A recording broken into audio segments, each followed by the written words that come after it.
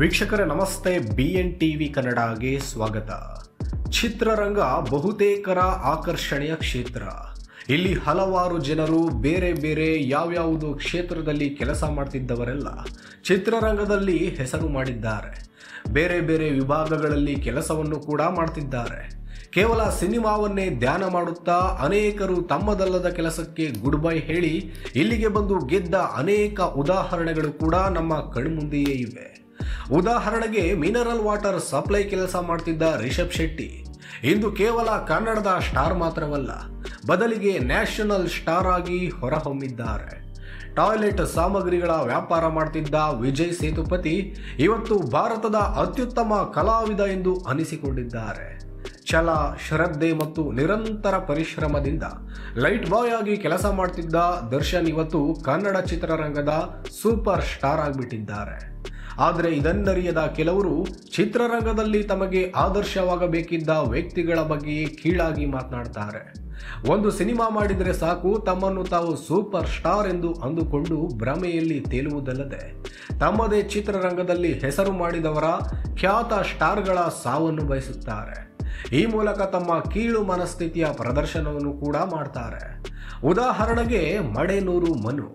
ಹೌದು, ನಿನ್ನೆಯಿಂದ ಮಡೆನೂರು ಮನು ಮಾತನಾಡಿದ್ದಾರೆ ಎನ್ನಲಾದ ಆಡಿಯೋ ಒಂದು ವೈರಲ್ ಆಗಿದೆ. ವೈರಲ್ ಆದ ಆ ಆಡಿಯೋದಲ್ಲಿ ಮಡೆನೂರು ಮನು ಕನ್ನಡ ಚಿತ್ರರಂಗದ ಹೆಮ್ಮೆಯ ಸ್ಟಾರ್ ಡಾಕ್ಟರ್ ಶಿವರಾಜ್ ಕುಮಾರ್ ಮತ್ತು ದರ್ಶನ್ ಅವರ ಸಾವನ್ನ ಬಯಸಿದ್ದಾರೆ.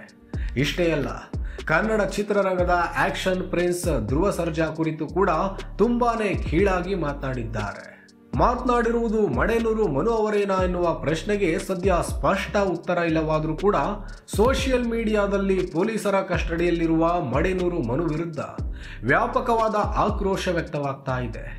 ಸರಿಯಾಗಿ ಒಂದು ಸಿನಿಮಾ ತೆರೆಗೆ ಬಂದಿಲ್ಲ, ಆಗಲೇ ಇಷ್ಟೊಂದು ದುರಹಂಕಾರನ ಎನ್ನುವ ಅಭಿಪ್ರಾಯ ವ್ಯಕ್ತವಾಗ್ತಾ ಇದೆ.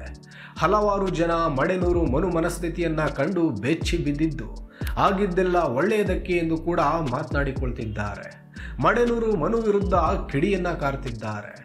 ಇನ್ನು ಮಡೆನೂರು ಮನು ನಿಜಕ್ಕೂ ಡಾಕ್ಟರ್ ಶಿವರಾಜ್ ಕುಮಾರ್, ದರ್ಶನ್ ಮತ್ತು ಧ್ರುವ ಸರ್ಜಾ ಅವರ ಬಗ್ಗೆ ಮಾತನಾಡಿದ್ದು ನಿಜಾನ ಗೊತ್ತಿಲ್ಲ. ಆದರೆ ಸದ್ಯಕ್ಕೆ ಮಡೆನೂರು ಮನು ವಿರುದ್ಧ ಜಿಲ್ಲಾವಾರು ಕೇಂದ್ರಗಳಲ್ಲಿ ಡಾಕ್ಟರ್ ರಾಜ್ಕುಮಾರ್ ಅಭಿಮಾನಿಗಳ ಒಕ್ಕೂಟದಿಂದ 100ಕ್ಕೂ ಅಧಿಕ ದೂರು ದಾಖಲಾಗ್ತಾ ಇವೆ. ಅಖಿಲ ಕರ್ನಾಟಕ ಡಾಕ್ಟರ್ ರಾಜ್ಕುಮಾರ್ ಅಭಿಮಾನಿ ಸಂಘಗಳ ಒಕ್ಕೂಟದ ಗೌರವಾಧ್ಯಕ್ಷರಾದ NR ರಮೇಶ್ ಅವರು ಇದೇ ವಿಚಾರಕ್ಕೆ ಸಂಬಂಧಿಸಿದಂತೆ ಚರ್ಚೆ ಮಾಡಲು ಬುಧವಾರ ವಾಣಿಜ್ಯ ಮಂಡಳಿಗೆ ಬರ್ತಾ ಇದ್ದಾರೆ ಎಂದು ಉಮೇಶ್ ಬಣಕಾರ್ ಹೇಳಿದ್ದಾರೆ. ತನ್ನ ಮೊದಲ ಚಿತ್ರವನ್ನ ಮೊದಲ ದಿನ ಚಿತ್ರಮಂದಿರದಲ್ಲಿ ಕುಳಿತು ನೋಡುವ ಸೌಭಾಗ್ಯದಿಂದ ವಂಚಿತರಾದವರು ಮಡೆನೂರು ಮನು. ಮಾಡಬಾರದನ್ನ ಮಾಡಿದರೆ ಆಗಬಾರದ್ದೇ ಆಗುತ್ತೆ ಎನ್ನುವುದಕ್ಕೆ ಸದ್ಯ ಉದಾಹರಣೆಯಂತೆ ಇರುವ ಮಡೆನೂರು ಮನು ಅತ್ಯಾಚಾರದ ಆರೋಪದಡಿ ಪೊಲೀಸ್ ಕಸ್ಟಡಿಯಲ್ಲಿದ್ದಾರೆ. ಇನ್ನು ಮಡೆನೂರು ಮನು ವಿರುದ್ಧ ಒಂದು ಕಡೆ ಸಂತ್ರಸ್ತ ಯುವತಿ ದಿನಕ್ಕೊಂದು ಹೊಸ ಹೇಳಿಕೆಯನ್ನ ಕೊಡ್ತಿದ್ದಾರೆ, ದಿನಕ್ಕೊಂದು ಆರೋಪವನ್ನೇ ಮಾಡ್ತಿದ್ದಾರೆ. ಮತ್ತೊಂದು ಕಡೆ ಮಡೆನೂರು ಮನು ಅವರದ್ದು ಎನ್ನಲಾದ ಹಲವು ಆಡಿಯೋಗಳು ಕೂಡ ಸೋಷಿಯಲ್ ಮೀಡಿಯಾದಲ್ಲಿ ವೈರಲ್ ಆಗ್ತಾ ಇವೆ. ಆ ಪೈಕಿ ಒಂದು ಆಡಿಯೋದಲ್ಲಿ ಮಡೆನೂರು ಮನು ಕನ್ನಡ ಚಿತ್ರರಂಗದ hat trick hero doctor Shivaraj Kumar, challenging star Darshan ಮತ್ತು ಆಕ್ಷನ್ ಪ್ರಿನ್ಸ್ ಧ್ರುವ ಸರ್ಜಾ ಅವರ ವಿರುದ್ಧ ತಮ್ಮ ನಾಲಿಗೆ ಹರಿಬಿಟ್ಟಿದ್ದಾರೆ, ಬಾಯಿಗೆ ಬಂದಂತೆ ಮಾತನಾಡಿದ್ದಾರೆ. ಆಡಿಯೋದಲ್ಲಿರುವುದು ಮಡೆನೂರು ಮನು ಅವರದ್ದೇ ಧ್ವನಿಯ ಎನ್ನುವುದನ್ನ ಇನ್ನೂ ಕೂಡ ಖಚಿತಪಡಿಸಿಕೊಂಡಿಲ್ಲ. ಈ ನಡುವೆ ಇದೀಗ ಕನ್ನಡ ಚಿತ್ರರಂಗದ ನವರಸ ನಾಯಕ ಜಗ್ಗೇಶ್ ತಮ್ಮ ಕಾಮಿಡಿ ಕಿಲಾಡಿ ಮಡೆನೂರು ಮನು ಹೆಸರನ್ನ ಹೇಳದೆ ತಮ್ಮ ಸೋಷಿಯಲ್ ಮೀಡಿಯಾದಲ್ಲಿ ಕೆಂಡ ಕಾರಿದ್ದಾರೆ. ಈ ಕುರಿತು ಸಾಮಾಜಿಕ ಜಾಲತಾಣದಲ್ಲಿ ಬರೆದುಕೊಂಡಿರುವ ಜಗ್ಗೇಶ್ ಒಂದು ಗಾದೆ ಮಾತು ನೆನಪಾಯಿತು. ಅಲ್ಪನಿಗೆ ಐಶ್ವರ್ಯ ಬಂದ್ರೆ ಅರ್ಧರಾತ್ರಿಲಿ ಕೊಡೆ ಹಿಡಿದಂಗೆ. ಗುರು ಹಿರಿಯರ ಮೇಲೆ ಗೌರವ ತೋರದವನು ಗೆದ್ದ ಇತಿಹಾಸ ಇಲ್ಲ.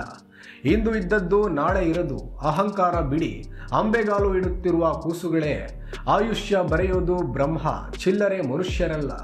ಇಂದಿನ ಚಿತ್ರರಂಗದ ಅಸಹ್ಯ ಕಂಡು ದುಃಖವಾಯಿತು ಎಂದು ಹೇಳಿಕೊಂಡಿದ್ದಾರೆ. ಮುಂದುವರೆದು ಶಿವರಾಜ್ ಕುಮಾರ್ ಚಿತ್ರರಂಗದ ಕಿರೀಟ ಇದ್ದಂತೆ, ಎಲ್ಲರನ್ನು ಪ್ರೀತಿಸುವ ಜೀವ. ಅಂತಹವರ ಸಾವು ಬಯಸಿದವರಿಗೆ ಕೇಡುಗಾಲ ಕಾದಿದೆ. ನೊಂದುಕೊಳ್ಳದಿರಿ ಶಿವಣ್ಣ, ನೀವು ಹಿಮಾಲಯ, ನಿಮಗೆ ದೀರ್ಘಾಯುಷ್ಯ ಪ್ರಾಪ್ತಿ ಇದೆ. ನಿಮ್ಮ ಹೆತ್ತವರು ಕನ್ನಡಿಗರ ಆಶೀರ್ವಾದ ಇದೆ. ವಿ ಲವ್ ಯು ಎಂದು ಜಗ್ಗೇಶ್ ಬರೆದುಕೊಂಡಿದ್ದಾರೆ. ಒಟ್ಟಿನಲ್ಲಿ ಮಡೆನೂರು ಮನು ಅವರ ಆಡಿಯೋಗೆ ತೀವ್ರ ಆಕ್ರೋಶ ವ್ಯಕ್ತವಾಗ್ತಿರುವುದಂತೂ ನಿಜ.